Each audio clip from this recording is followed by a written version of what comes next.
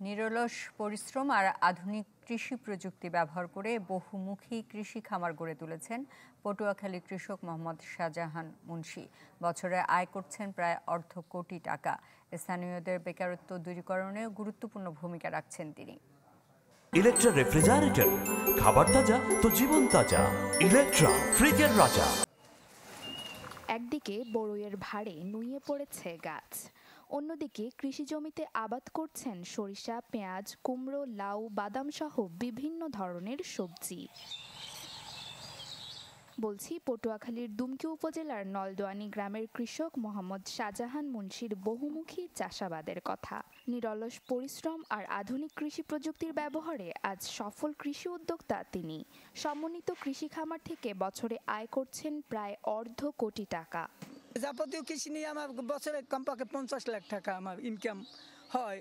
তো আয় ব্যয় তো এই ভিতরে গনে পোলাপানের লেখাপড়া খরচা মরচা দিয়া মানুষ খাড়ান লাগে, আজকে মানুষ খাড়াইয়া এ দিয়ে আমি মোটামুটি ভালোই আছি আল্লাহর রহমতে। শাহজাহান মুন্সীকে দেখে অনুপ্রাণিত হয়ে তার গ্রামের অনেকেই বহুমুখী কৃষিতে ঝুঁকছেন। শাহজাহান মুন্সীর যে বড়ই বাগান এবং তেল বীজ বিভিন্ন জিনিস দেখে আমরাও অনেক সরিষা দিয়েছি, সূর্যমুখী দিয়েছি, বড়ইয়ের বাগান আমরাও করেছি, আরও কর্মু। ইহার দেখা দেয় এগুলা মানে এলাকাটা উন্নত কায়দায় চলে যাইতে আছে।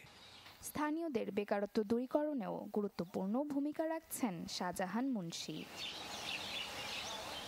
Desk report, channel 24।